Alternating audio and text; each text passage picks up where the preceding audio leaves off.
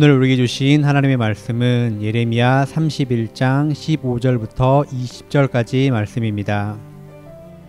여호와께서 이와 같이 말씀하시니라. 라마에서 슬퍼하며 통곡하는 소리가 들리니 라헬이 그 자식 때문에 애곡하는 것이라. 그가 자식이 없어져서 위로받기를 거절하는도다.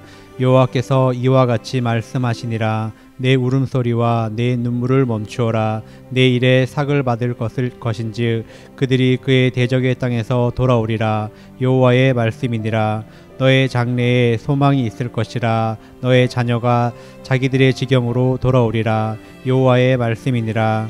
에브라임이 스스로 탄식함을 내가 분명히 들었노니 주께서 나를 징벌하심에 멍에에 익숙하지 못한 송아지 같은 내가 징벌을 받았나이다. 주는 나의 하나님 여호와이시니 나를 이끌어 돌이키소서. 그리하시면 내가 돌아오겠나이다. 내가 돌이킨 후에 뉘우쳤고 내가 교훈을 받은 후에 내 볼기를 쳤사오니 이는 어렸을 때의 치욕을 짐으로 부끄럽고 욕됨이니이다 하도다. 에브라임은 나의 사랑하는 아들 기뻐하는 자식이 아니냐. 내가 그를 책망하여 말할 때마다 깊이 생각하노라. 그러므로 그를 위하여 내 창자가 들끓으니 내가 반드시 그를 불쌍히 여기리라. 여호와의 말씀이니라. 오늘 우리에게 주신 하나님의 말씀입니다.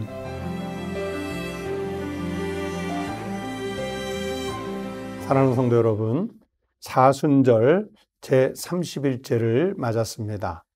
오늘 아침도 하나님께서 깨워주신 은혜에 감사하면서 오늘 한 날이 주님 은혜로 복되고 건강한 날이 되시기를 축복합니다. 가끔 보면 사랑하는 사람의 잘못을 가슴 아프게 지켜보는 사람들이 많다는 것을 볼 수 있습니다. 남편 때문에 혹은 아내 때문에 부모님 때문에 자녀 때문에 형제들 때문에 가슴앓이를 하는 경우들이 있지 않습니까? 물론 그것 때문에 가정에 큰 갈등의 원인이 되기도 하지만 속에 아픔을 참고 그 사랑하는 이가 잘못을 빨리 벗어버리고 다시 정상으로 돌아올 수 있기를 손꼽아 기다리면서 기도하고 있는 분들이 있습니다. 그런데요, 이런 생각을 해보게 됩니다. 내가 정말로 사랑한다면 그를 위해 어느 정도까지 또 어느 때까지 우리가 참고 기다릴 수 있겠는지요. 하나님께서는 유다 백성으로 하여금 바벨론으로 끌려가서 70년 동안 그곳에서 포로 생활을 하게 하셨습니다. 그들이 포로로 잡혀가면서 유다 백성들의 희망은 산산조각 나버렸지요. 이스라엘이 그렇게 포로로 잡혀가게 된 이유는 다른 것이 아니라 바로 그들이 하나님을 떠나 우상을 숭배하면서 하나님 앞에서 범죄했기 때문이었습니다. 국력이 약해서, 군사적인 동맹이 없어서, 경제력이 약해서 그래서 무너진 것이 아니라 하나님 앞에서 범죄한 결과 때문이었습니다. 그들이 유대 땅에서 쫓겨나고 땅이 황폐해지는 상황을 하나님께서는 라헬의 애곡이라는 것에 빗대어서 말씀을 해 주셨습니다. 여러분, 하나님께서 우리 인간에게 행하시는 심판의 절정, 가장 무거운 심판은 다른 것이 아니라 유기입니다. 신학적으로 이 유기라는 것은 내버려 두는 것을 말하는 것입니다. 정원사들이 하는 말이 있습니다. 아름다운 정원을 망치는 제일 좋은 방법은 그냥 내버려 두는 것이랍니다. 그렇죠?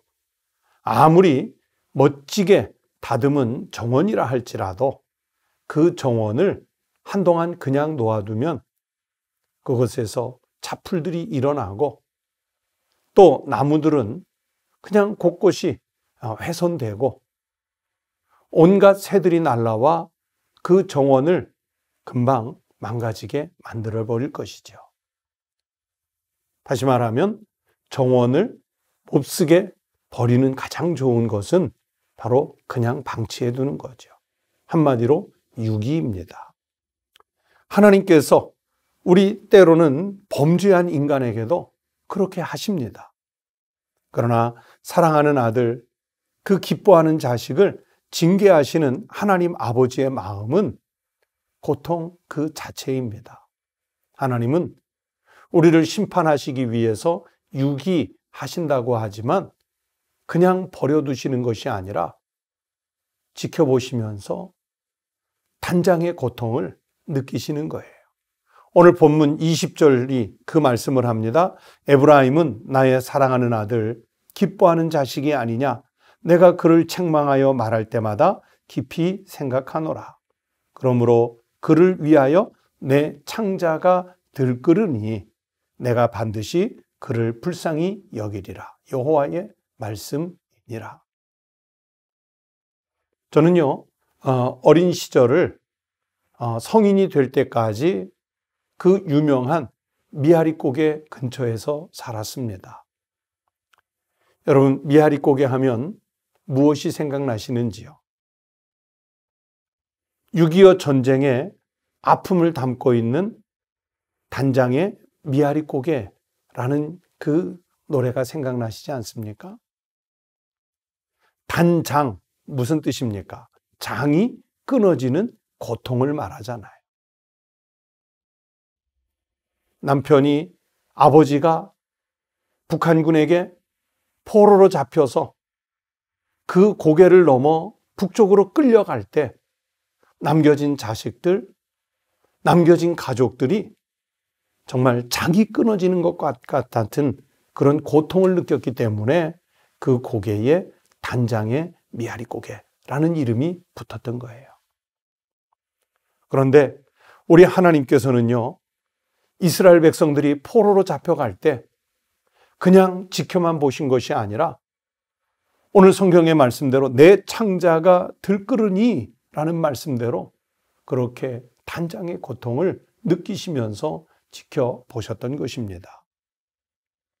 하나님께서는 라헬의 통곡과 환난으로 부르짖는 그 에브라임의 탄식을 들으시고 포로로 끌려간 이스라엘 자손을 다시 돌아오게 하겠다고 말씀하셨습니다. 비록 그들은 아픔을 겪었지만 여러분, 하나님께서 그 사람들을 징계하지 않으셨다면 더 교만하고 더 패역하고 더 빨리 멸망의 길로 치달았을 것입니다. 그래서 징계를 받는 입장에서는 고통이지만 오히려 악행을 발견하고 회개할 기회를 갖게 되는 것입니다. 옛날에 스승님들께서 사랑하는 제자들을 위해서 사랑의 매를 만들어 드셨지 않습니까? 하나님이 바로 그 마음이셨습니다. 하나님의 징계로 인해서 때로 환난을 겪을 때가 있습니다. 그러면 그 환난은 그냥 고통으로 끝나는 것이 아닙니다.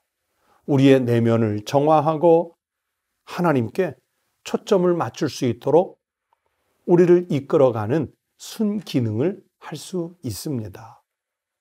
환난을 통해 자신의 잘못을 깨닫고 회개할 기회를 가질 수 있게 된다면 그것은 다름 아닌 하나님의 은혜이며 우리를 향하신 하나님의 복인 줄로 믿습니다. 이 코로나19 전염병 시대를 살아가면서 생각해 보았습니다. 당연히 환난이지요. 우리를 고통스럽게 하고 있지 않습니까? 그러나 이 고통스러운 환난을 그냥 고통으로만 끝내시겠습니까? 여러분, 그리스도인은 환난이나 질고를 만났을 때 타인에게서 그 환난의 원인을 찾아내는 사람들이 아니라 바로 하나님 앞에서 나의 죄가 무엇인지, 하나님 앞에 내가 회개할 것은 없었는지 먼저 돌아보는 사람들입니다. 그래서 비록 우리가 지금은 고통의 시대를 살고 있지만 이때에 하나님 앞에서 회개하고 용서를 구하는 기회로 살면 하나님은 우리를 버려두지 않으시고 다시 일어서고 다시 회복하고 다시 부흥할 수 있는 기회를 주실 줄로 믿습니다. 장이 끊어지는 것과 같은 아픔으로 우리를 지켜보면서 사랑하시는 그 주님의 은혜를 느끼며 살아갈 수 있는 한날이 되시고 또 이 시대가 되실 수 있기를 우리 주님의 이름으로 축복합니다. 기도하겠습니다. 하나님 아버지, 나같이 실수가 많은 사람에게도 징계하시기보다는 참고 기다리시며 내가 주님 앞에 올곧게 돌아오기를 우리에게 복으로 허락해 주시는 줄로 믿습니다. 하나님, 이스라엘 백성들이 하나님 앞에 범죄함으로 포로로 잡혀갔으나 오히려 그 환난과 그 질고를 통해 더 하나님께 집중하고 그리고 다시 민족을 일으킬 수 있는 기회로 삼았던 것처럼 오늘 우리가 살아가는 이 시대 전염병으로 인해서 환난과 고통을 겪으나 오히려 하나님을 더 바라보고 하나님께서 우리를 얼마나 사랑하시는지 깨달을 수 있는 축복의 기회로 전환시키는 은혜들이 일어나게 하여 주시옵소서. 하나님, 특별히 이 전염병 시대에 고통을 겪고 있는 우리 국민들 하나님의 손길로 감싸고 보호하여 주시옵소서. 환자들 빨리 치료하여 주시옵시고 방역의 일선에서 수고하는 의료진들과 담당자들에게 하나님께서 더욱 강건한 은혜를 허락하여 주시옵소서. 오늘 하루의 일과도 주님께서 지켜주시기를 바라옵고 나오며 예수 그리스도의 이름으로 간절히 기도하옵나이다. 아멘. 여러분 함께 기도하시겠습니다. 첫째는 하나님 앞에서 내가 부끄러운 삶을 살았던 것이 있으면 그리스도인으로서 부끄러웠던 그 죄를 회개하는 기도를 드리십시다.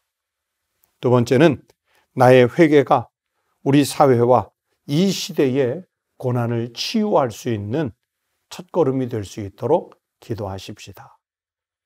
세 번째는 우리가 지금까지 살아오면서 너무 편안하게 드렸던 일상의 예배들, 그리고 그 일상의 모든 생활이 주님의 은혜였음을 감사하는 기도를 드리시고 바로 그 일상의 예배와 생활이 빨리 회복될 수 있도록 같이 기도하십시다.